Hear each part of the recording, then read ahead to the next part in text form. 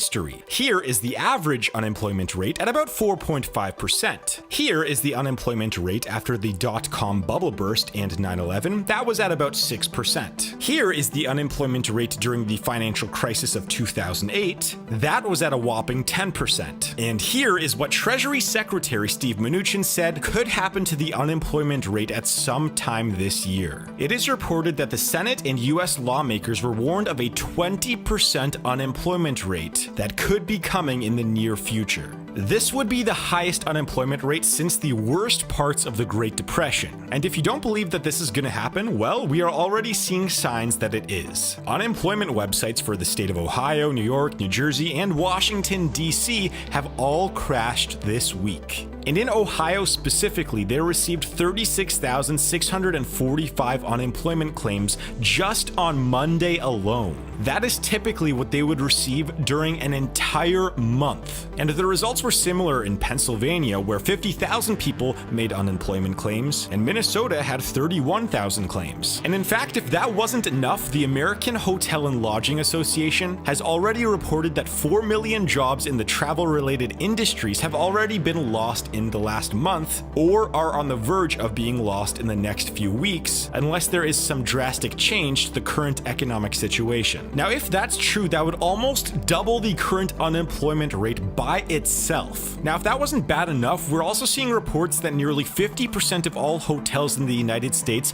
could face closures by the end of this year. And this is all being backed up by several respected economic institutes that have reported that it's likely 3 to 4 million jobs will be lost in the next several months in the United States, which would be on pace with the worst months of the Great Depression. So the economic trajectory of the global economy might be the worst it has ever been in history. And to prevent this, governments all around the world have been firing off every possible economic policy that they can in order to create economic stability, and thus far, well, nothing has worked. For example, when the Federal Reserve reduced interest rates to 0%, the very next day was one of the worst trading days in the history of the stock market. Another example is that the United States government announced an $850 billion stimulus package to the economy, yet the next day the market cratered another 9%. And finally, the big banks have received $2 trillion worth of loans from the Federal Reserve in the last 7 days in an attempt to help stabilize the market. Yet market volatility actually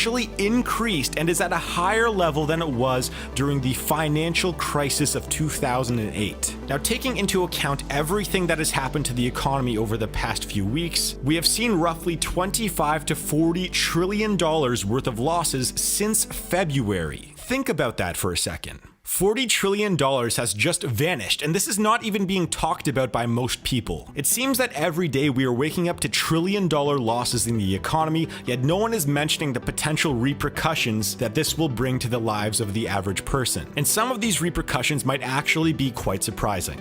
Let me explain. You see, during the Great Depression, worldwide GDP fell by more than 15%, unemployment shot up over 20%, and global production of virtually everything fell by more than 50%. And because of this, the world, well, became poor. All of a sudden, a family that was living paycheck to paycheck in the middle class, they were now struggling to be able to even purchase food. You saw many other people losing their jobs and their life savings, which caused a doubling of the suicide rate during this period. And you also saw infants and children weighing significantly less than normal, which caused some long-term negative health effects such as much higher blood glucose levels and a much higher risk of obesity by about 50% when these children grew up. Overall, the quality of life for the average person around the world dropped off a cliff during this time. But there was a strange thing that happened. Despite all of the negative consequences that came with the horrible economy, life expectancy and overall health actually increased. Here's why. What happens when the economy tanks? Well, people become poor, and when this happens, people need to make different choices with their money. So what you saw during the Great Depression was a reduction in smoking, a reduction in overall obesity, a reduction in traffic accidents, and there was also a significant improvement in overall air quality due to the lack of industrial activity. And as you might have heard, we've actually seen a reduction in pollution all around the world due to all of the lockdowns that are occurring. Now, all of these factors during the Great Depression actually led to slightly better overall health for the average person, despite the quality of life being significantly lower than it was before. They kind of lived by the motto, use it up, wear it out, make do or do without. That was a very common phrase back then. Now, after saying all of this, there have been more recent conflicting studies about health effects during a recession. For example, several studies have found that the 2008 financial crisis may have resulted in the deaths of several 100,000 people. This is because during that time, wealth for the average person and funding for health programs all dried up, therefore causing people to not get the care that they needed. But the main repercussion that I think of when considering this economic downturn is the impact it will have on the daily life of the average person. I mean, most people in the world are already living paycheck to paycheck and only have a few $1,000s worth of savings, and that can only get people so far. Now imagine what's going to happen if all of a sudden they are either laid off, have to take a pay cut, or have reduced hours at work. This is going to be the scenario for many people out there that are already struggling to get by, and unfortunately their struggle might only get worse really soon. Now, another thing that we typically see during times of economic hardship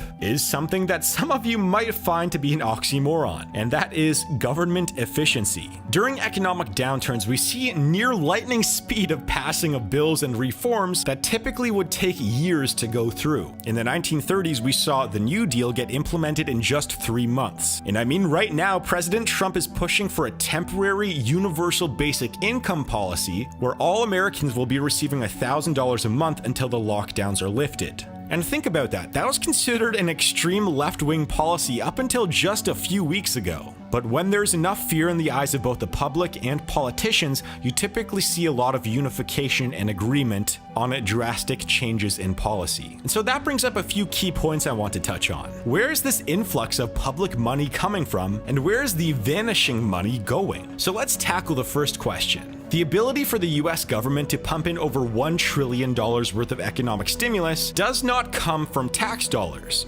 Well, not yet. You see, the government is actually taking out debt in order to give money to the public right now, in hopes that in better economic times, taxes will be raised so the government can pay back this debt. In a sense, the US government is borrowing money from the present-day American investors and financial institutions in hopes of paying them back in the future. So this means that even though your tax dollars today may not be going towards the economic stimulus package, it does mean that a small portion of all of your tax bills for years to come will go towards paying back this debt from the stimulus package. So all in all, the government is trying to limit the bad times today at the cost of limiting the good times of tomorrow. Now let's tackle the second question. Where is the vanishing money going? I mean, I mentioned how trillions of dollars are being wiped out daily, but what does this actually mean? Well, it's actually due to two factors. The first of which is that there is a lack of production due to the lockdowns. So for example, let's say you're back in medieval times and you have a small piece of steel that is worth around $30 to the market. But through your own productivity and skill set, you are able to turn this useless piece of steel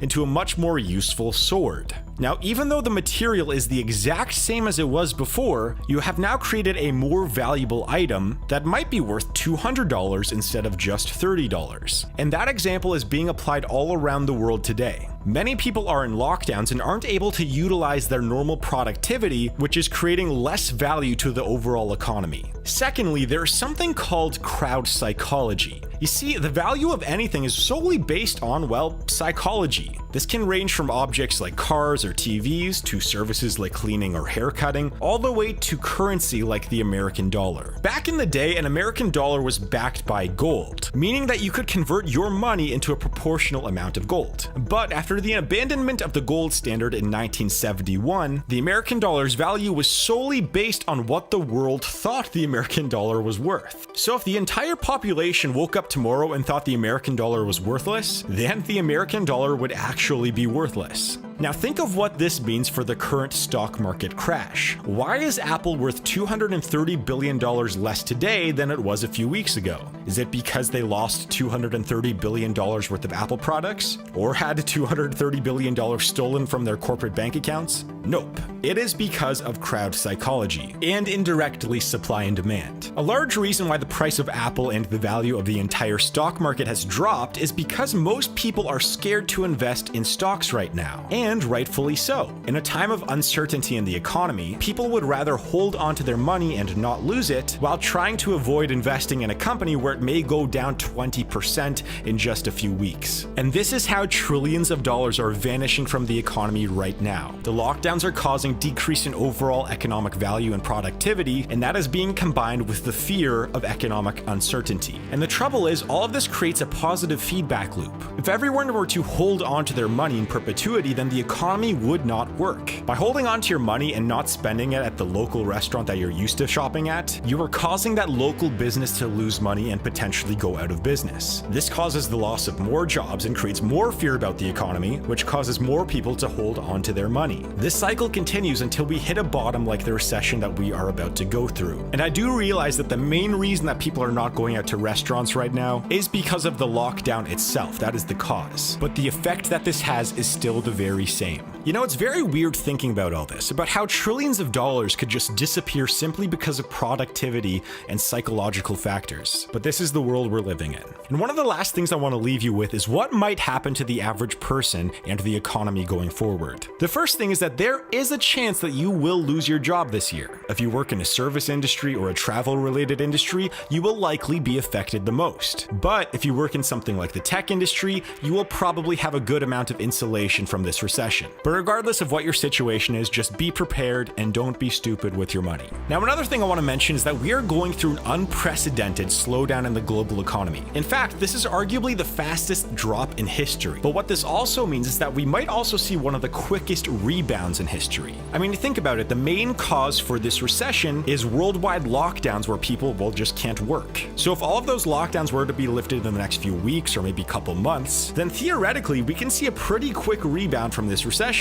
Now, I just would like to say that the rebound will not be anywhere near as fast as the fall, because it takes months or even years for new businesses to open up again, but it only takes a few weeks for businesses to go bankrupt, which is what we're seeing today, unfortunately. And my hopes is that as soon as life returns to normal, hopefully that'll be a good enough kickstart to get us out of this recession fairly quickly, because it's really tough seeing people out there struggle like this. And the last thing I'd like to mention and kind of ask you guys is, what do you think of the economic repercussions of what is happening right now? Are you scared of the economy going forward? Do you think we will have a quick rebound? Let me know in the comments down below. I also have some other videos like this in my documentaries playlist, so please check that out. And I'm also putting out videos like this once or twice a week, so please subscribe if you want to see those, leave a like, and click on the next video of mine. So hopefully you'll do that, and I'll see you guys, well, in a few seconds.